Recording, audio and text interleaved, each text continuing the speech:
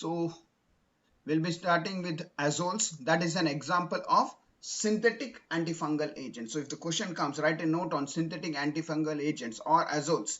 So this is what you have to write. So azoles are synthetic antifungal agents with broad spectrum activity. They are fungistatic and fungicide depending upon the concentration of the drug. They are mostly used classified as imidazole or triazole. So if it's an imidazole or what is imidazole? Nitrogen at 1,3 position, triazole at 1,2,4 position. So these are triazoles with a 5-membered ring. So these are basically imidazoles or triazoles. So these imidazoles are 2 nitrogen in the 5-membered heterocyclic ring. Topical agents like examples are topical agents like ecanazole, mecanazole and cotrimazole, and systemic are ketoconazole. The newer ones, the drugs which have come are butaconazole, oxyconazole and sulconazole. So these are the examples of imidazoles. Now triazoles means they have 3 nitrogen in the heterocyclic ring, 5-membered heterocyclic ring. Examples are fluconazole, itraconazole, voriconazole, tacronazole, which is topical for superficial infection.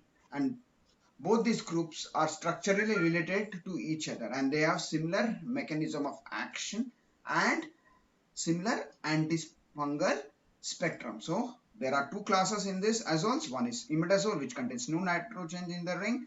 There are triazoles, which contain 3 nitrogens in an heterocyclic 5-membered ring. So now let's start with your first ketoconazole. Let's start with the mechanism of action. How are these drugs?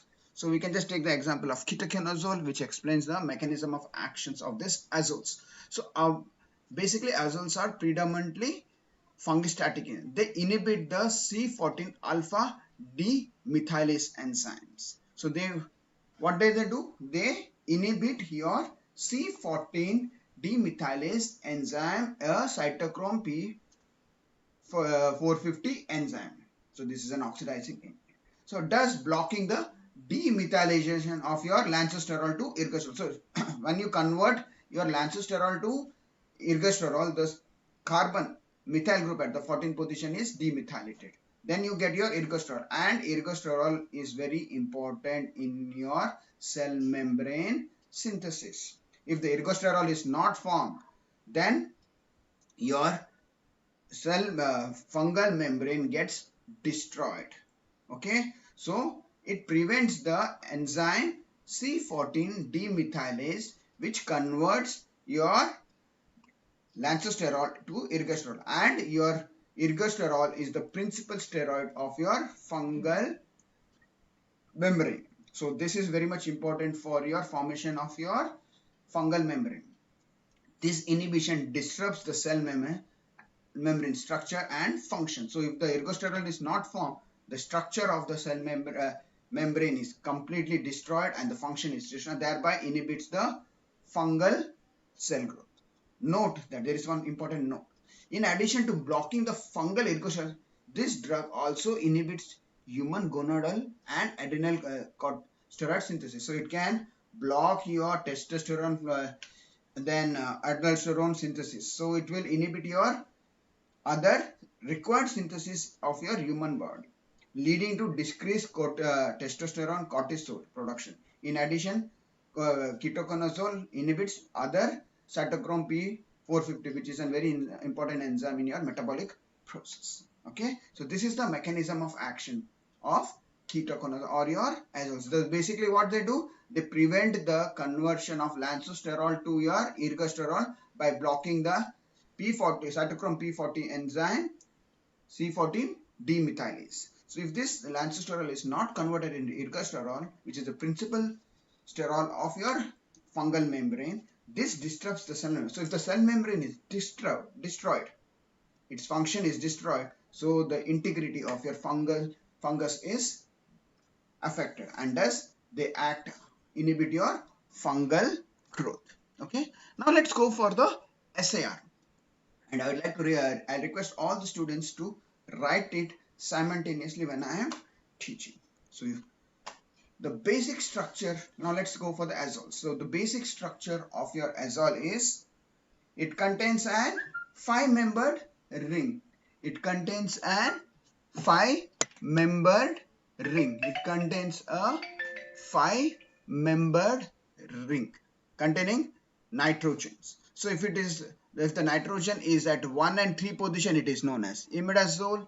If it contains nitrogen at 1, 2, 3, 4, okay, 1, 2 and 4 position, then it is known as a triazole nuclease. So there are two types of azoles. One is imidazole, it has nitrogen at 1 and 2 position. If there is an imidazole, it is 1, 2 and 4th position there are nitrogen. The basic structural requirement of the membrane of the member of azoles is it should be weakly basic imidazoles or a 1 to 4 triazole peak with the pK of around 6.5 to 6.8. So the pK of this compound should be around 6.5 to 6.8. So it should not be neither too acidic, neither it should be too basic. So it should be around 6.5 to 6.8.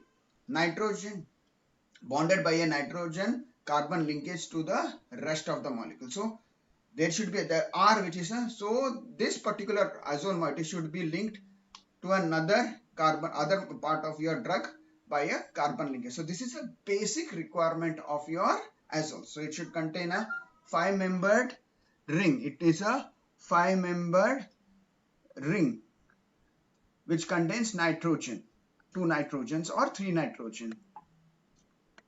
So, and it is connected to the rest of the ring by a carbon nitrogen bond. The amidine nitrogen at the 3rd position. Why it is called amidine? Because there is a double bond.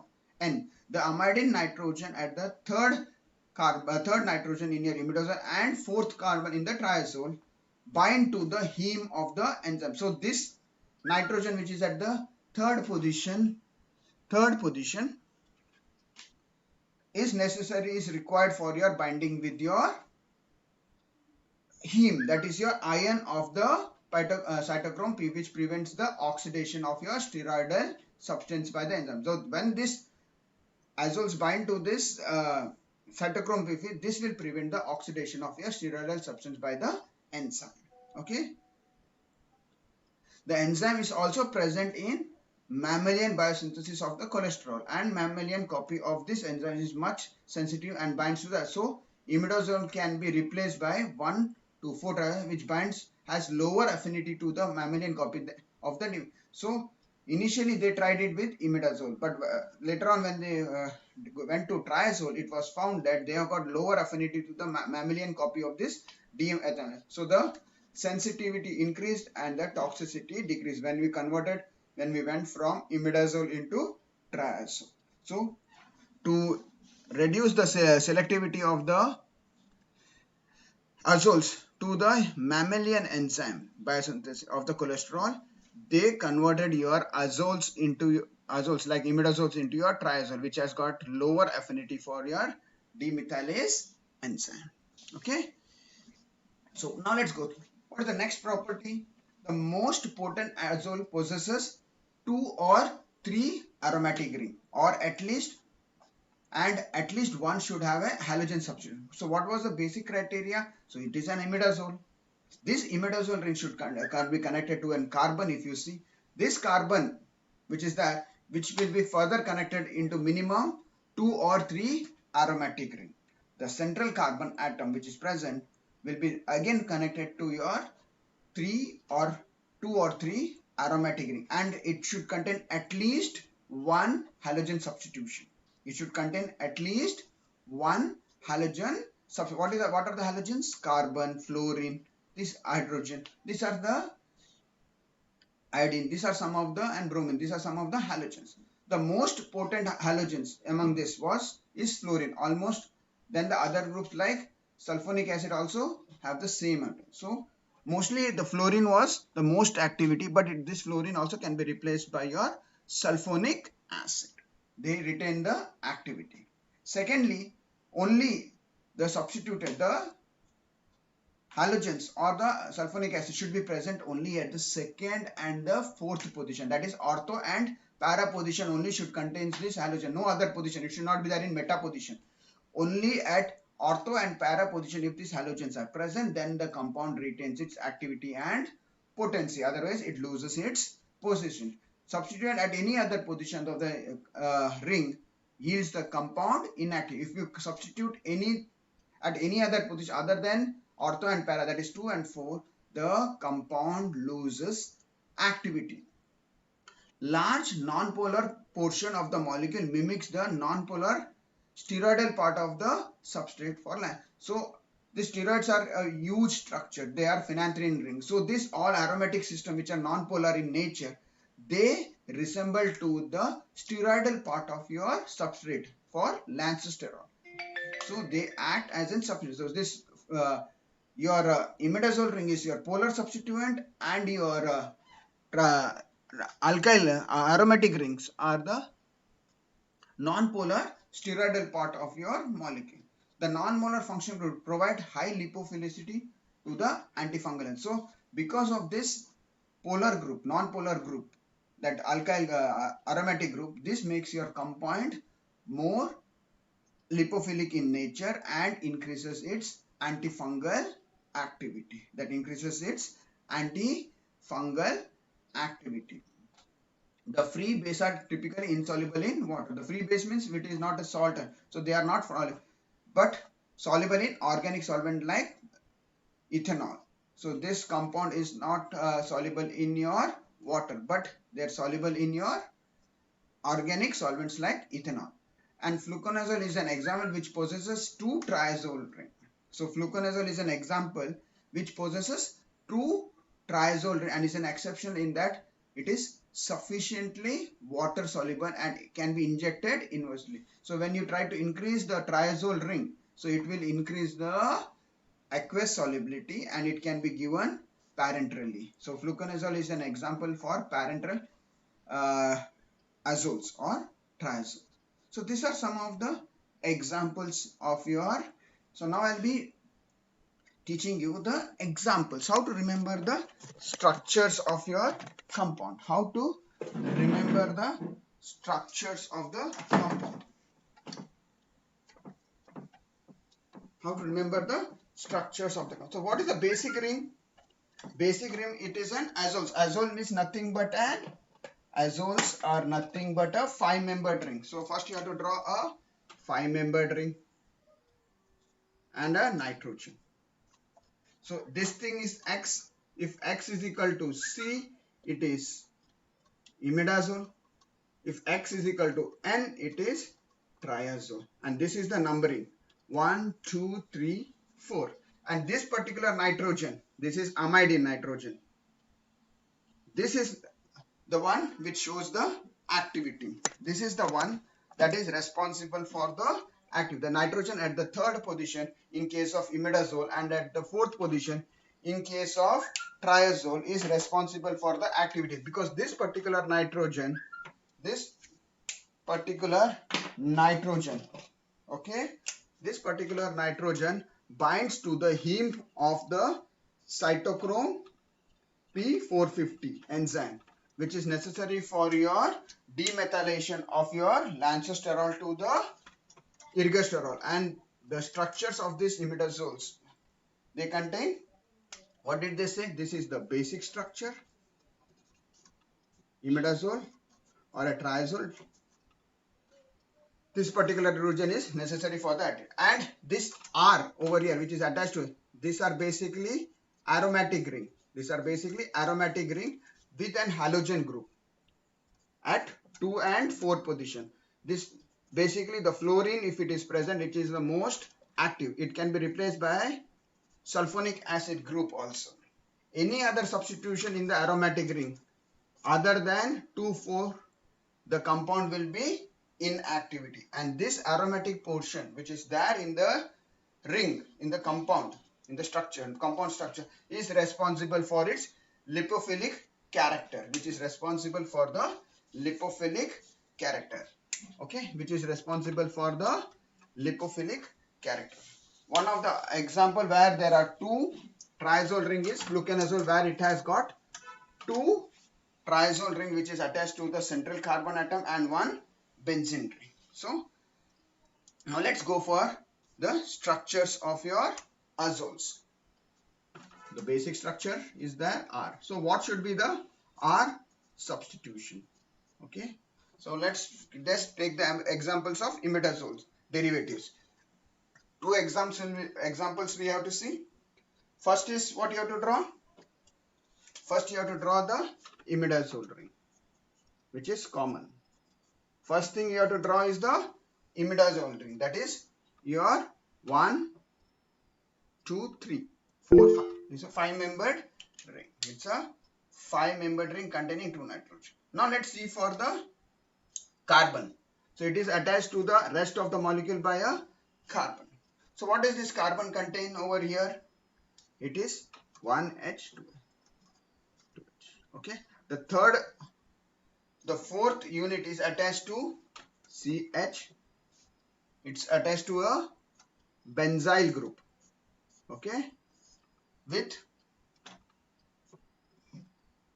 chlorine at second and fourth position. So this is an benzyl group. Okay.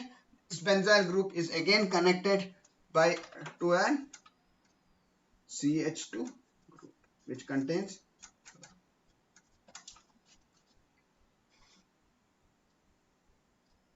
oxybenzyl group. So one is you are directly attached to your benzyl. This is your benzyl group. This is connected to oxybenzyl group because it has an oxygen in between, and the chlorine is at second and fourth position in both the structures. Okay, both the substitutions. So how do you remember the structure of mecanazole? How do you remember the structure of mecanazole? First, draw your imidazole ring. First thing you have to draw is the imidazole ring. If you don't draw this imidazole ring, then it is wrong. Then this is connected to a C, which is CH2.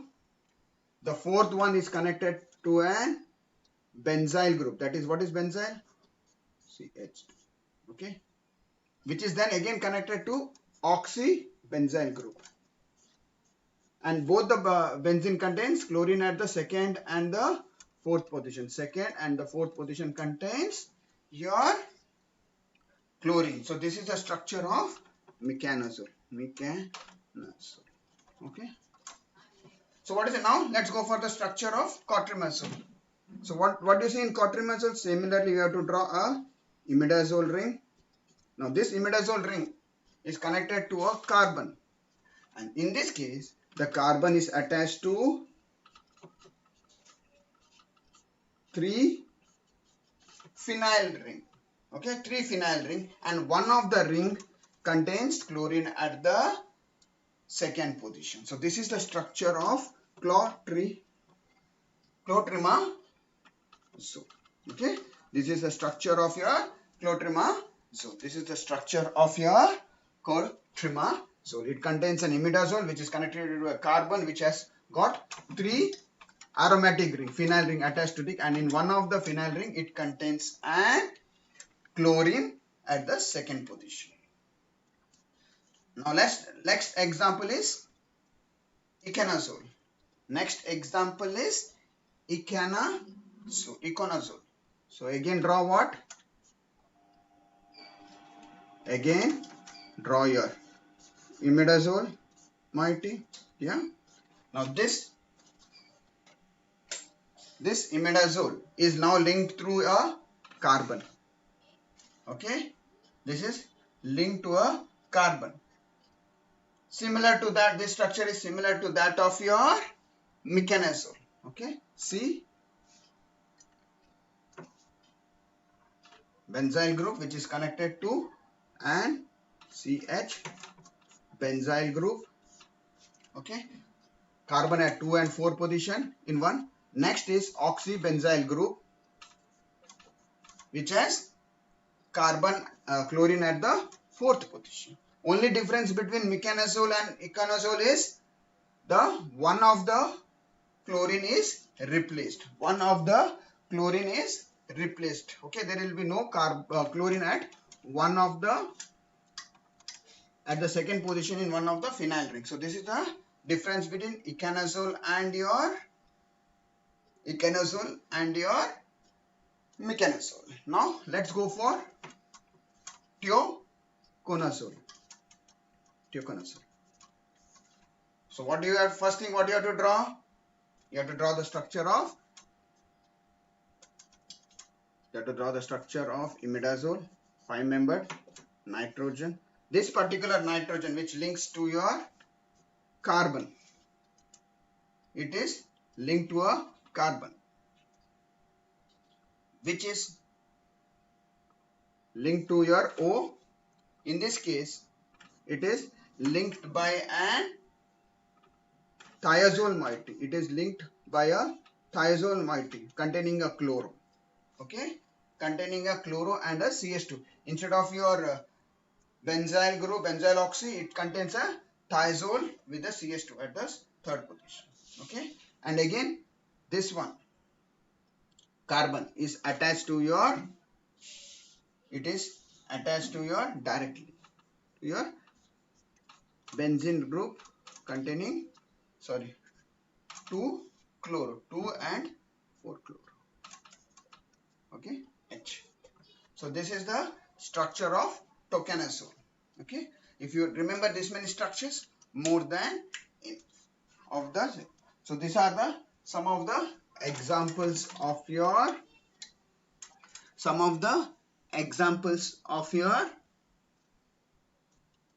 imidazole derivative. Some of the examples of imidazole derivative. Okay, now let's go for some of the examples of triazole derivative. It was examples of imidazole. Now let's go for some examples of triazole derivative. So one of the commonest this thing is fluconazole. And what did he say? In case of fluconazole, it is connected to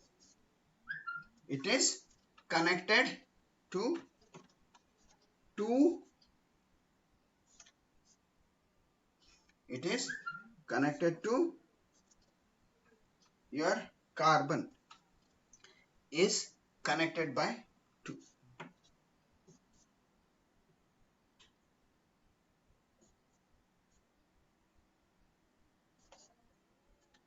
Triazole moiety. Okay, and it is then connected to an benzene containing 2 fluoro at the second and the fourth position, and it contains an OH. So this is the structure of fluconazole. This is the structure of fluconazole. You can see it over here. Okay, this is the structure of fluconazole. This thing structure of fluconazole is asked. Write the structure and uses of fluconazole. Next is tiraconazole. Next is terconazole. Next structure is terconazole. Don't worry about the structure. It is very simple. Okay, it is very simple. Don't get afraid by looking at the big structure of this thing. First draw what? First thing what you have to draw is an triazole. First thing you have to draw is an triazole. Okay. First thing, okay, over here. First thing you have to draw is an triazole. Okay. Okay. This triazole is connected to by an CH2 group to the carbon. So this carbon is connected to a dioxylane ring. So this 5-membered ring containing 2 oxygen at 1 and 3 position is known as dioxylane ring. This is known as dioxylane ring. And this particular again carbon is connected to an benzene ring containing chlorine at the second and fourth position. So this much is what you have to understood. This much part you have to remember. So triazole connected by a CH2 to an dioxylane ring and an 2,4-dichlorobenzene. This again. So next to this oxygen, it is connected to CH2O. Okay. By a methylene linkage to your phenoxy. This phenoxy is connected to an isopropyl group, piperazine. So this is connected to this is an isopropyl piperazine moiety. The end part is N-methylpiperazine, which is again connected to a phenoxy group, okay, which is linked to the rest of the molecule by a methylene linker. So break your structure. First much you have to remember this, then your CH2, then your phenoxy and your N-isopropyl piperazine moiety. So this is how you have to remember the structure of your ticagrelor. Turkana. This is the structure of your turkana. What does the turkana contain? Imidazole triazole ring, which is connected by CH2 to a carbon, which is connected to a dioxylane ring, and which is connected to a 2,4-dichlorobenzene phenyl group. This dioxylane ring is connected by a methylene group to a phenoxy group. This phenoxy group is again connected to your N-isopropyl piperazine to give your final structure. So this is the structure of your tercanosome. This is the structure of your tercanosome. Now let's go for the next structure, that is ketocanosome. Next is ketoconazole. It's very simple. It's very simple. Only difference between ticagrelor and ketoconazole is that of your N-methyl. So everything you write the same. First draw the triazole moiety. Okay. First draw the triazole moiety. Sorry, it is an example of imidazole. Sorry, it is an example of imidazole. Okay. Nitrogen. Okay, ketoconazole is an example of. And this is connected by an CH2 to what? Dioxylane ring. It is connected to an dioxylane ring with an 2,4-dichloro. So this is common. Imidazole, instead of triazole, it is an imidazole. Okay. Then again this is connected by CH2, methylene linkage to phenoxide, and again connected to N-acetyl piperazine. So N-acetyl piperazine, phenoxy, methylene. Then instead of triazole, it is an imidazole ring. Instead of triazole, it is an imidazole ring. It is an imidazole ring. Okay. So this are the structures of ketoconazole. Okay. This is the structure of ketoconazole. Now let's go for your imidazole. Let's go for itraconazole. Till here everything is same.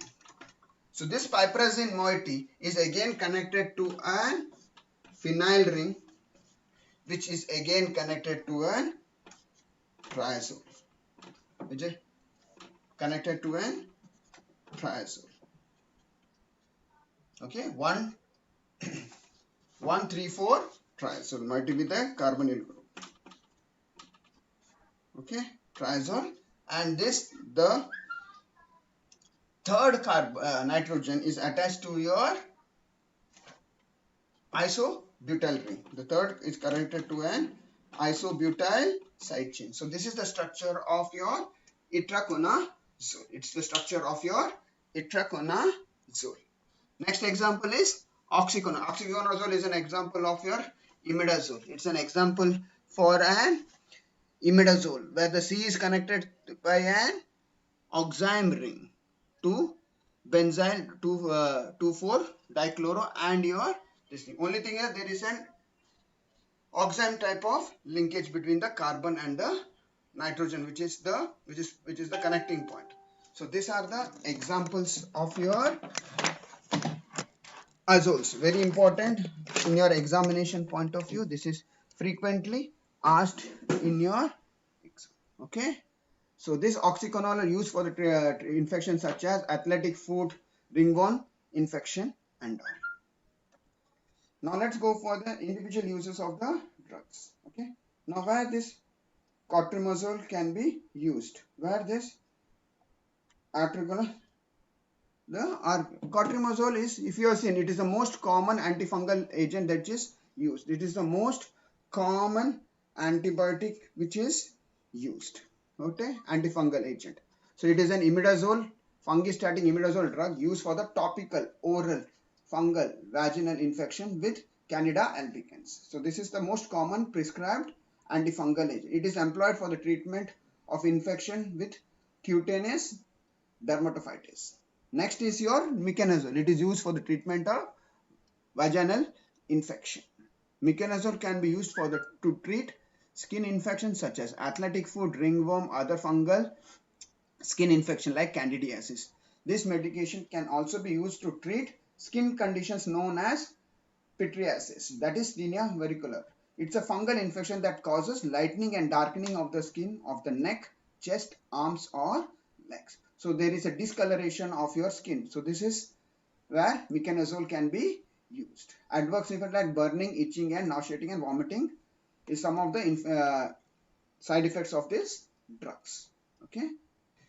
So now let's go for the synthesis of meconazole.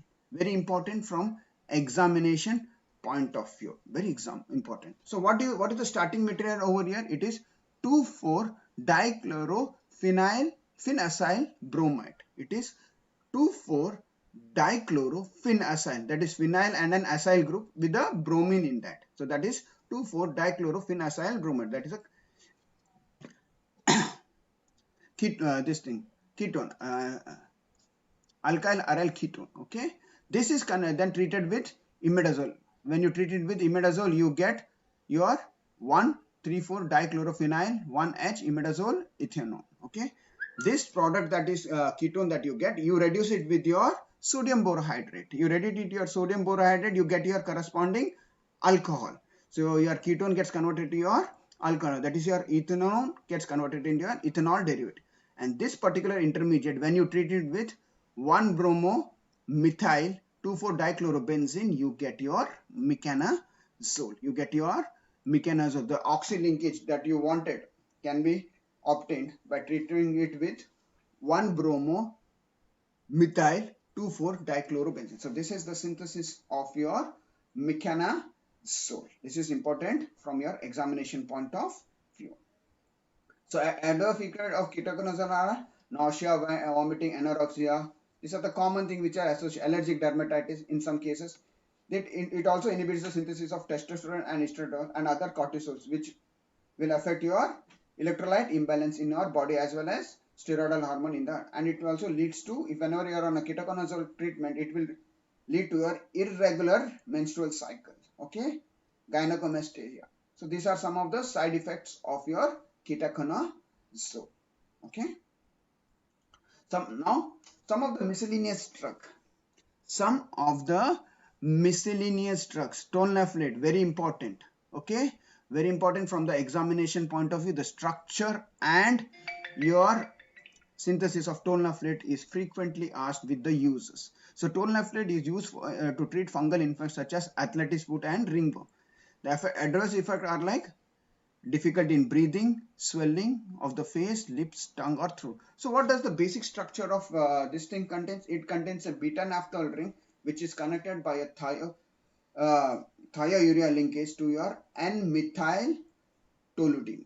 It is connected to an N-methyl-toluidine by a thiolinker to the beta-naphthol. So this is the structure of your tolnafilate. This is the structure of your tolnafilate.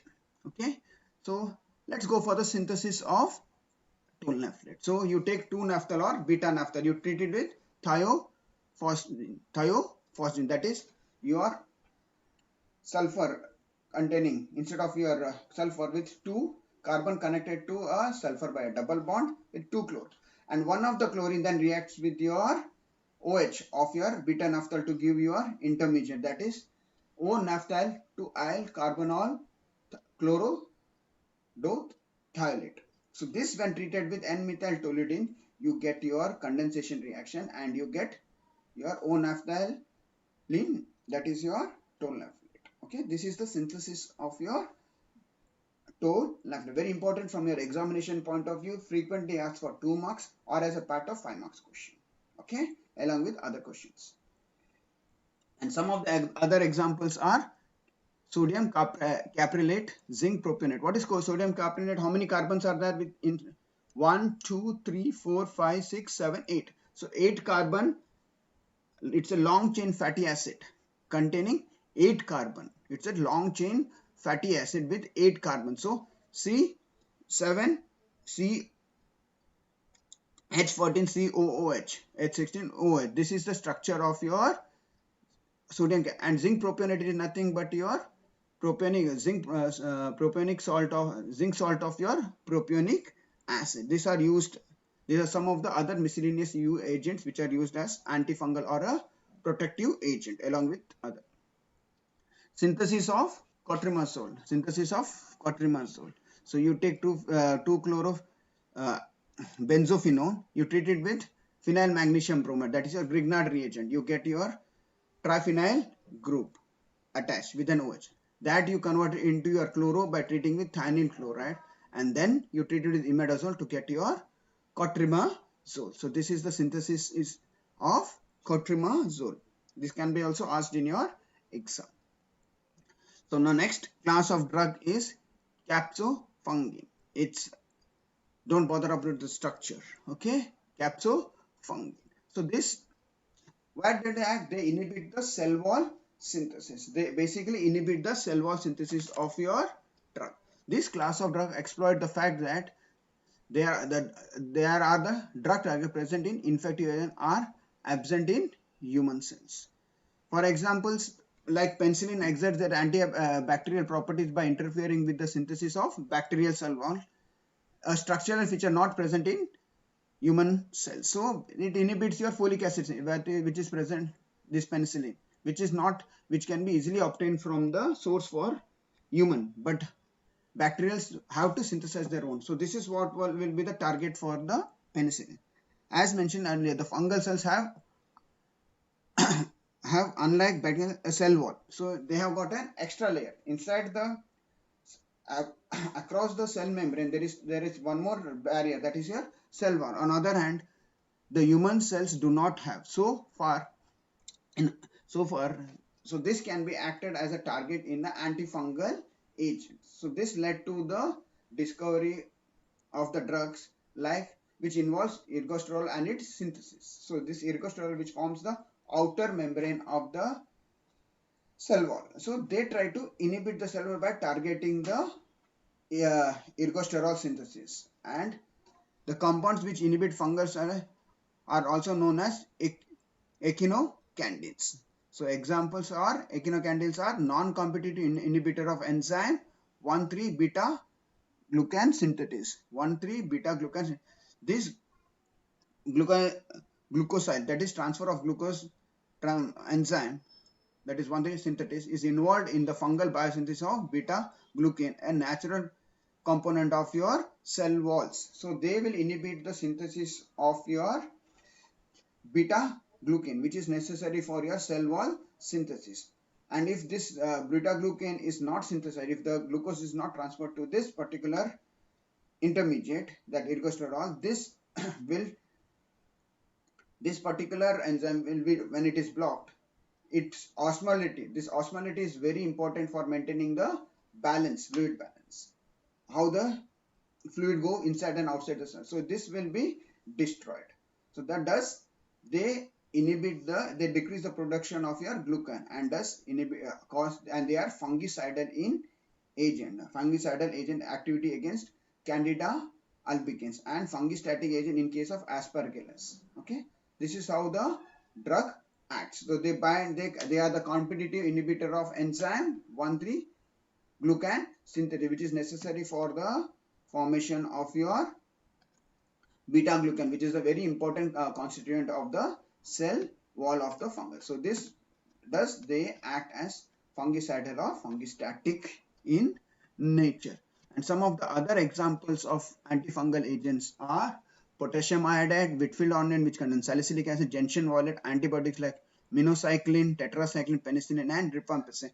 These also drugs can be used in combination with other drugs for your antifungal treatment.